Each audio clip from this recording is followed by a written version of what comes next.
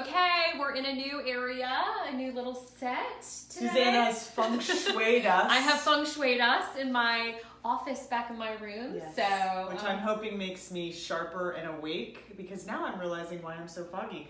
I was getting my groove on last night at the Colony. Yes, Stop. folks, they have a Motown band. And I was getting my groove on and was up till 2. And you now were not. I was. You were being Shannon the party animal. I know, and I woke up this morning, I'm like, you're way too old to think you can do this. You're not. Okay, well, tell my body that. There's not a joint that doesn't And hurt. I was the exact opposite. I was in bed by like 8:30. Oh, yay! That's what I was wanted to like, the kids were still up, and I'm like, I'm going to bed. You guys can do whatever you want. Yes. I'm done.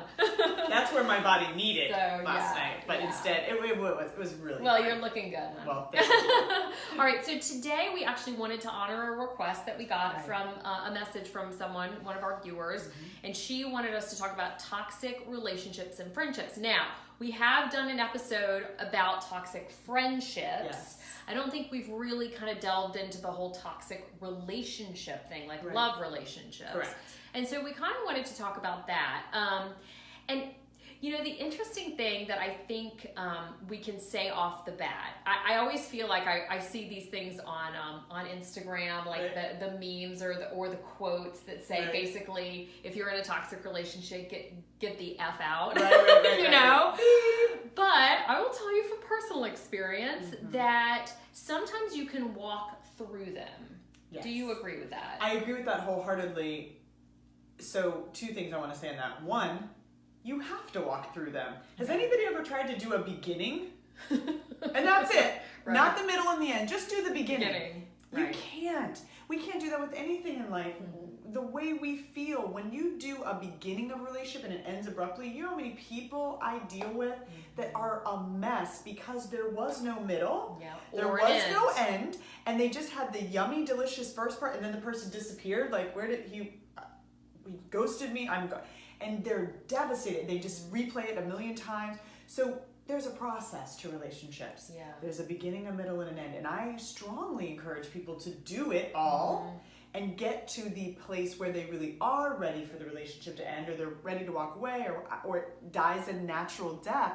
But to try to like break it off when you're still in it, you're just going to go back. So for those of you that are nodding right now going like, oh my God, I keep going back. Right, you're not done. Right. You're not done. That's okay. So beginning, middle, and end. And the second thing I want to say about that is we want to blame somebody always. Like, I would love to be it's always like, the other person's fault. Yeah, I would love to be like, I'm perfect. This guy was such a jerk. He was such a narcissist. He was such a this. I picked him. Right. And I picked him for a reason. Yep. So there's always 50-50. And fascinatingly, lately I've been working with people and recognizing as they change, their partner changes. Yep. Because it's not just an isolation. We are in relationship together. And I picture a mobile you grab. That's probably not how you're supposed to say it. A mobile. I don't know. The hangy thing in the corner. That's a mobile. Okay. Right? Mobile. Right. But that's Mobile, Alabama. It's a mobile. Yeah. That hangy thing in the corner. If you take one of the pieces and you let it go, the whole thing shifts. And relationships, that's why I love being an imago therapist. If I stop crowding you, you come closer. It's a dance. So yes, toxic relationships sometimes are not really toxic. It's just that you're triggering the crap out of your partner and they're reacting all over the place. And when you step back and work on yourself, they step back. It's kind of fascinating. It is fascinating. Yeah. You know, the other thing I do want to make crystal clear is that we are not talking about violent relationships. Toxic and violent are 2 different things. If you are in an abusive relationship, you have to get out immediately. So you have to get help getting out. Let me pause you on that, because if you're in a violent relationship, the number 1 time to get killed is when you leave. So if you're in a violent relationship, please, I think there's I want to say company called ADVA, Assistance to Domestic Violence, an organization. Thank you. I should have not stayed out last night to do this. You got so this. ADVA for assisting domestic violence victims, right? And there's also victim services that's located at your local courthouse. They have a department called Victim Services. get assistance in getting out of those relationships because they're toxic and they're dangerous. And oftentimes when the person says, that's it, I'm out, is when they are killed. Yeah. So please, when somebody comes to me in the middle of an extremely violent relationship, I refer them to the experts. And I actually intern for domestic violence, and I don't even feel like an expert in that. Yeah. So it's a very sensitive situation, but Victim Services is a great resource. And like I said, I think it's ADVA. No, it's AVDA. It's AVDA. It's Aid to Victims of Domestic Violence. Assault. Yes. Yes. 2 brains makes one. That's right. Today. We got this. Okay, so now that we handled that, because this is really not a conversation about abusive relationships. This is more about toxic relationships. Yeah. And I think what happens, and I will tell you from personal experience, going through a relationship, right after a divorce, and he was like going through so much as well. I think he just lost his job.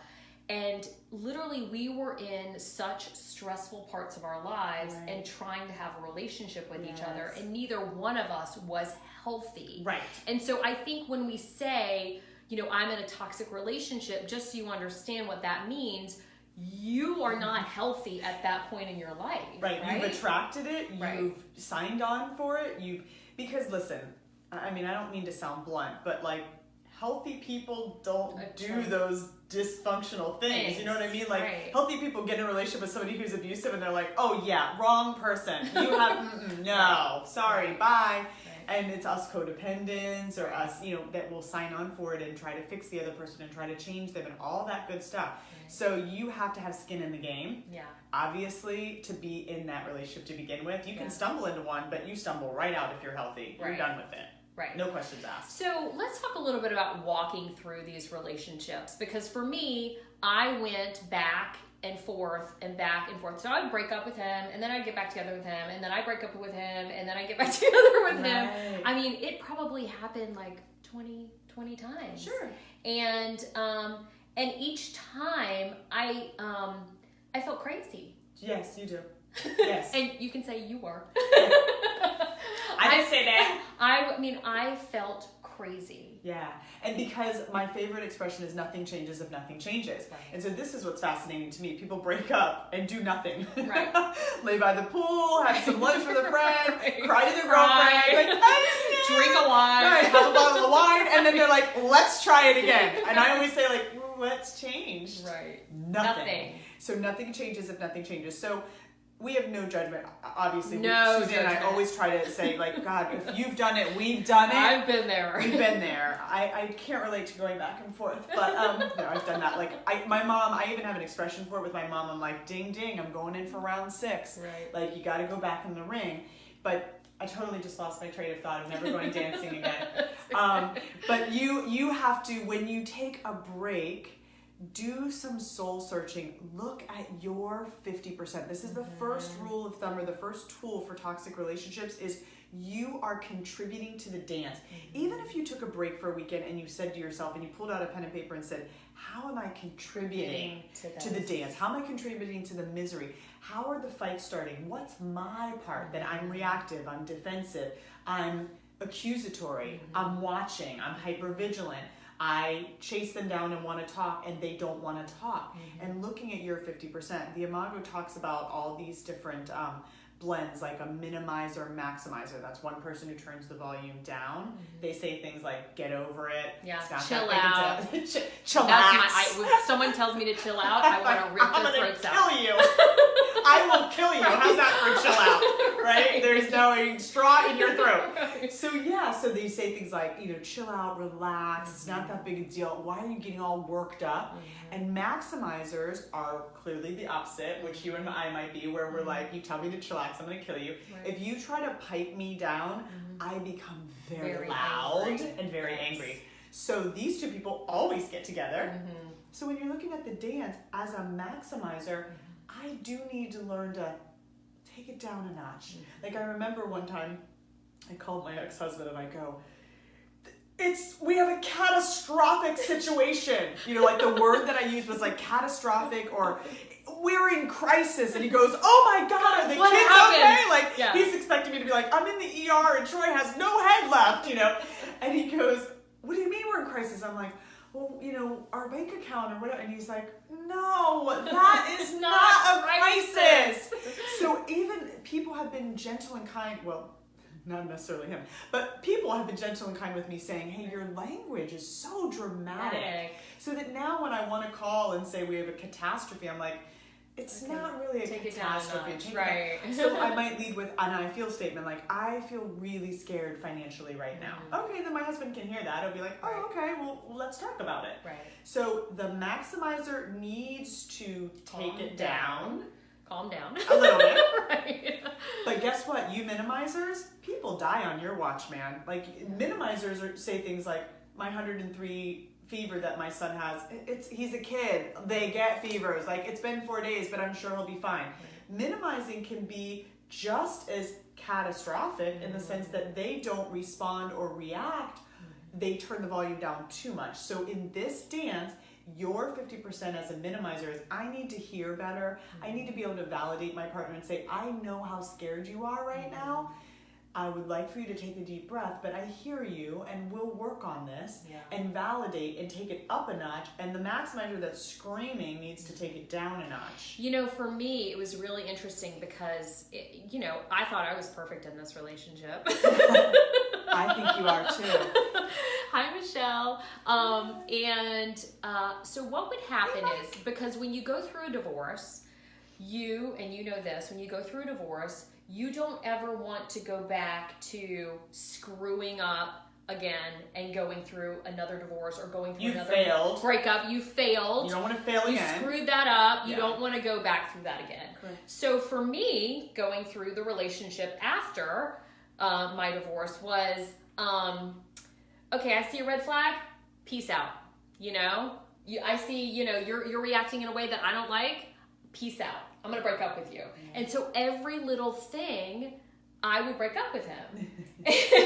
That must have been so fun for him. So then he had almost like PTSD because every time he would be like, oh, is she going to break up with me again? You know? And so it was just it was a toxic way to have a relationship. Right. And so what I had to do was say, how am I responding to him? You know, in a way that, and really understand where he's coming from, because he would get loud. He's Italian, and so he would get loud, and that would, you know, trigger me because I'm like, okay, let's just, you know, take it down. You're in my yoga space. Right.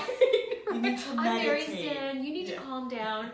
You know, and instead trying to understand where this was coming from, I would just be like, I'm not talking to you anymore, and peace out. Right. And so that was really triggering for him. Because you minimized him. Because I minimized him, and he hated that. You know, and he wanted to get the conversation over and get the thing out, and I just wanted to be like, okay, I'm out of here. Right. You know? So that's such a common theme in relationships, is that when we go through one, I was married to a lawyer, and then my next person was a construction worker, which is kind of kind of an extreme. Right. So like that's what we do, right? We're over here with a Italian loud person, and then the next person we date, we're looking for like somebody who's like a mime, right? It's like that nods. Right. So we do that. So be aware that what a great insight that you were able to figure out. Hey, wait a minute. I got to get to know this guy for who he is. And so the way that we do that, Suzanne, is we let the person know, hey, when you're loud, it reminds me of what I went through for 16 years over here that was very scary for me. And I'm wondering if we can do this. I get that you're passionate, and I love that you're passionate, but can we do it in a way that's not so scary for me? Right? So we communicate and we let them know that when you're doing A, B, and C, it is a trigger for me. It's not your fault. The trigger's not your fault. We call it the 90-10 rule in Imago. So you do this, you touch me, that's the 10%, and then I am like, I'm done, peace out, bye, see ya. That 90% is everything you've ever gone through. Your divorce, your marriage, your boyfriend from high school, your dad, your mom, your brother, anything that's in the past, it gets triggered, and now it's like, I don't like loudness. Yeah, it's but true. They don't know that. No. They have no idea. So for you to be able to say, that's really painful for Yeah. me. And I know that I know you talk with your hands, Shannon, but you've knocked everything down on the table. Like, you know what I mean? Like, it's triggering for me to let people know whatever it is that they're doing, their passion or whatever, because otherwise you're just putting out his light. Right. He doesn't want to be here either, because now I can't be myself. Right. Suzanne just caps me. I can't talk with my hands. I can't be big. I can't be loud. So you want to let them know what the trigger is for you, and just remember the pendulum swings. If you're married to a doctor, your next boyfriend's a construction worker, like, probably somewhere in the middle is going to be healthy. Yeah. Right? So be aware when you're in that swing. Yeah. In that extreme. You know, the other thing I think was having that conversation when we both were in a calm space. Yes. You know, not trying to have that here's how I feel thing. You know, when we're in a screaming match. We're in a screaming match. I mean, it really was, you know, the next day saying, okay, here's how I'm feeling about this, and this is why it bothers me. And I understand where you're coming from, and I want to have a conversation with you about this, but I'm not going to have a conversation when you're screaming. Right. You know. Right. It's So too painful. that was kind of where we were going with that. And then my part was saying to him, I'm going to work on not feeling like I have to run every time I get upset with you. Yes. You know? Yes. And so that was my part. Right. And so I think that if you can, like I said, in these toxic relationships or these unhealthy relationships, you have to really change yourself. Because when I started to change, when my reaction changed to him, his reaction changed to me. Yeah. You know? Yes. What you're describing is another thing that's so common, just to kind of help people, because there's so many of these themes that are common. So another common theme is there's always one person in a relationship that does the whole, I can't do this. This isn't going to work. You know, and even married people are like, maybe we messed up. Maybe we should just walk away. Maybe we should divorce. And throwing the divorce word out there. The divorce word. And every couple does that. And who do they always do that to? The person who has an abandonment wound. Who's like, oh my God, you're going to leave me. Right? Yeah. And so then that person gets clingier. And then the clingier they get, the more they're on you. And the more you're like, bye. I can't do this. Right? So then the more you go, I can't do this.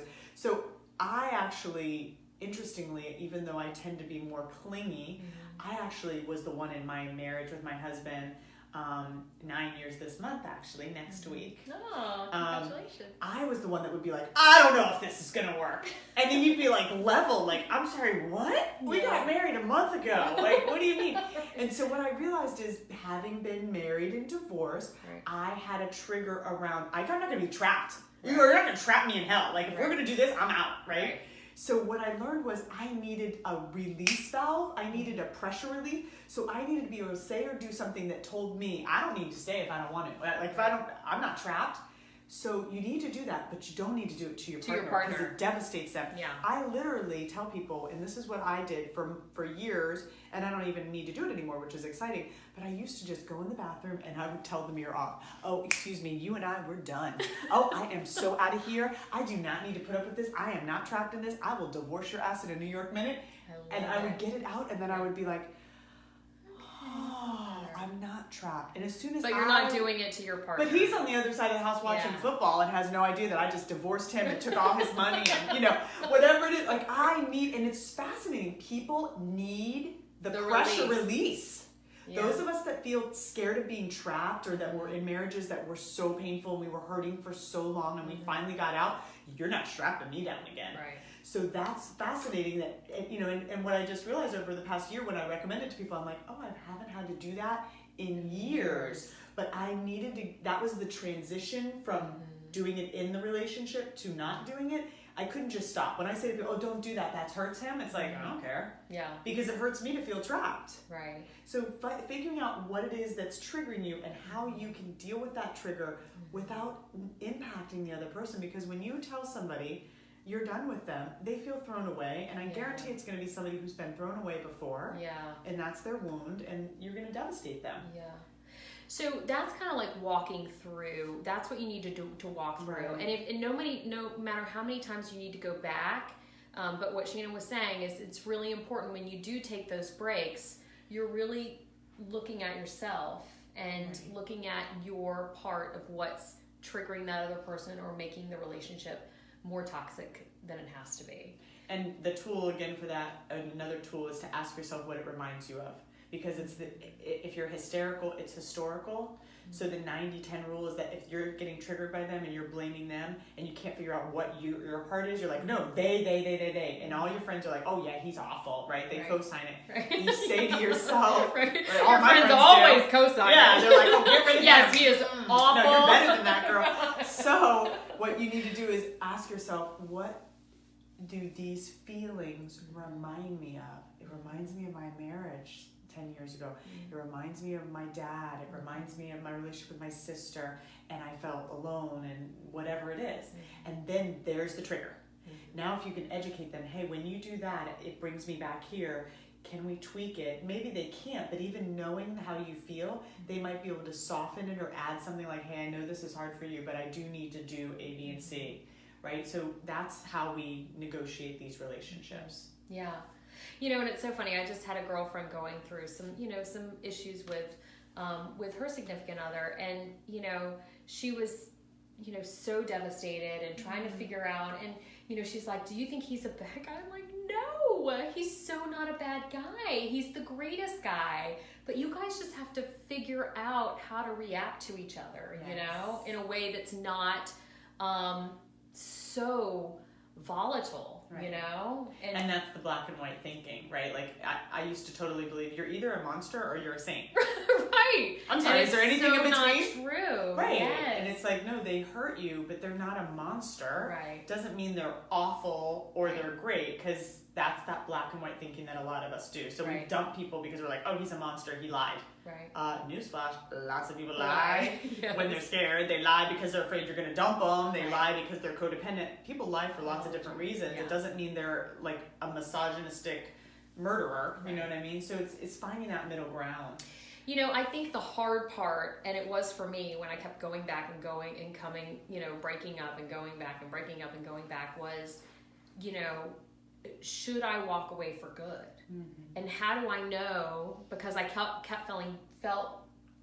feeling drawn to this person. Right. Like, how do I know that it's not good for me, period? And you know what? I think the answer to that is what you just described is the opposite of the answers, which is you changed and he changed. Mm-hmm. You changed, you worked on you, and he changed and worked on him. Mm-hmm. You changed the dynamic, and the dynamic changed. How you know you're in a bad relationship? You have read the books, you have gone to therapy. Hi, Lori. You do everything you need to do to change, and nothing changes in the relationship, and you've twisted into a pretzel. You've done this, you've read this book, you've stopped banging on the door, you've stopped saying I'm going to break up with you, you've stopped all of it, and you still feel wounded all the time. And you're letting them know, hey, here's what I'm doing, could you do this? And they're not, and they're like, hey, it is what it is, this is who I am. If you can't deal with it, then leave. That's really insightful. Yeah. Because the truth of the matter is, when I used to go to the Rick Brown workshop weekend, and I love Rick Brown, he's actually retiring. He did the Imago Couples weekend, and he's amazing. And one of the things he would say is, I have good news and bad news for you guys at the very end of the weekend. And everybody would be like, okay, and he'd go, which do you want to hear first? And everybody's like, oh, I don't know. Yeah. And he'd go, well, the good news is you need to change. And he's like, and the bad news is you need to change, right? Yeah. So it's like and so any of those relationships where people come in and they tell me like, hey, he just said like, I am who I am and I'm not changing if you don't like it. And I think people do that defensively, because really you can't go into a relationship trying to change people. Right. But if we're not both willing to work on the relationships and our issues, and we're not both willing to like lean in and lean out and shift, not change who you are. I'm not asking you to become a wallflower and not have a personality like you do. But if I let you know, hey, this is painful for me, and you're like, well, I don't care, it's what I do.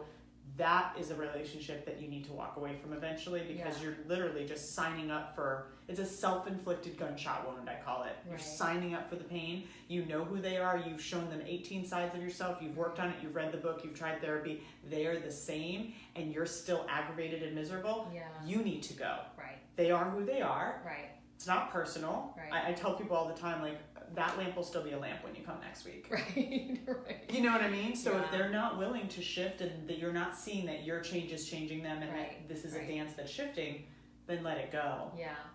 Yeah, I mean, I think, you know, when I was able to talk to him and say, this really bothers me, and, you know, sometimes it was like little snide comments, and I felt personally wounded by them, you know, and I know he wasn't meaning to hurt me, but it really, they really hurt me. Sure. And so when I said to him, these really bother me, and let me give you specific examples, because I think when you can give someone, because a lot of times we do things and we're like, what are you talking about? Right. You know, I don't say snide comments to you. I would never do that to you. Right. But then if you write them down and say, this is what you said to me, and this is what you said to me, and this is what you said to me, and it was like a light bulb went off with him. Right. He was like, oh, I didn't realize that really hurt you. Right. And I was like, it does. Right. You know? Right. So write down these things that are really starting to that trigger you, you know, because don't just think, oh, well, you say mean things to me, you know? Because we all need specifics. Yeah, we need to understand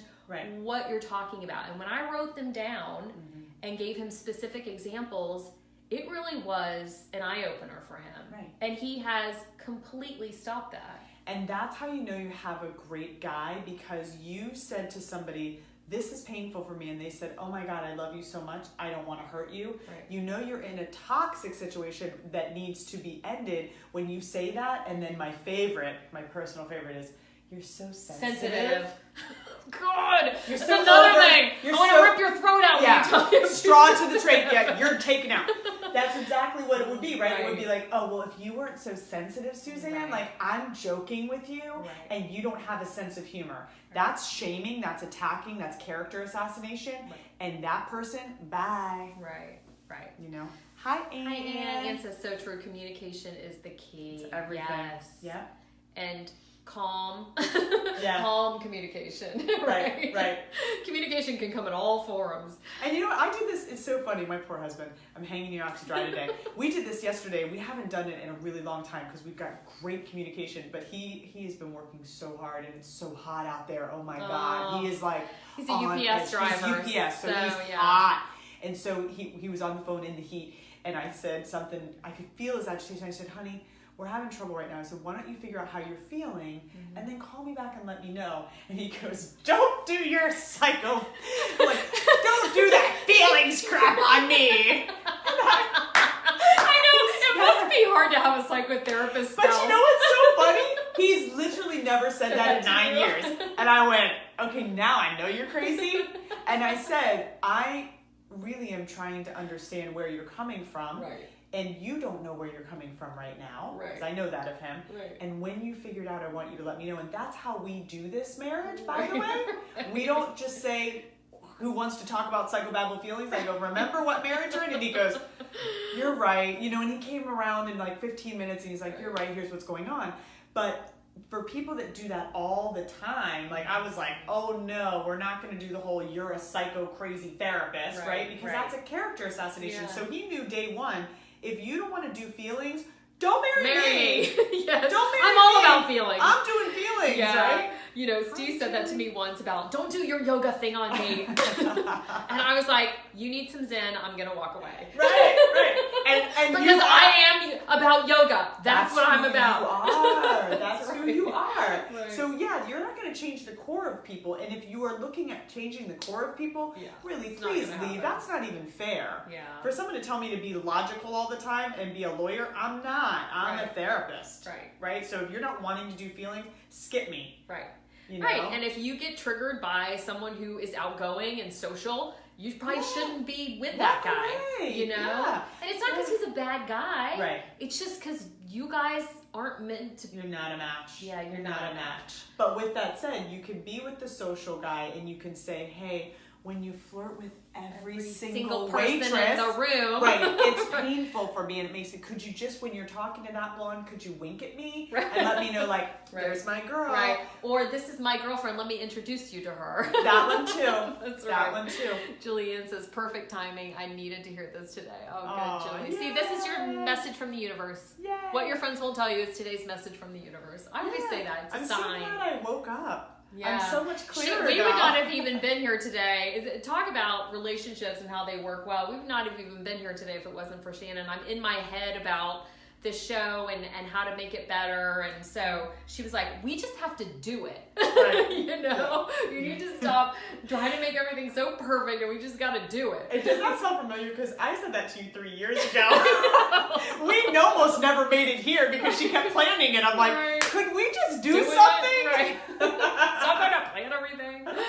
All right. Well, we hope you enjoyed today's episode. Anything else you want to add about toxic relationships? Just keep yourself safe. I mean, there's a lot of great resources out there. Obviously, what we were talking about today, toxic, it was, I remember, it was toxic for you. It was toxic for your soul. And yet it's not. You've made shifts and all the shifts have occurred.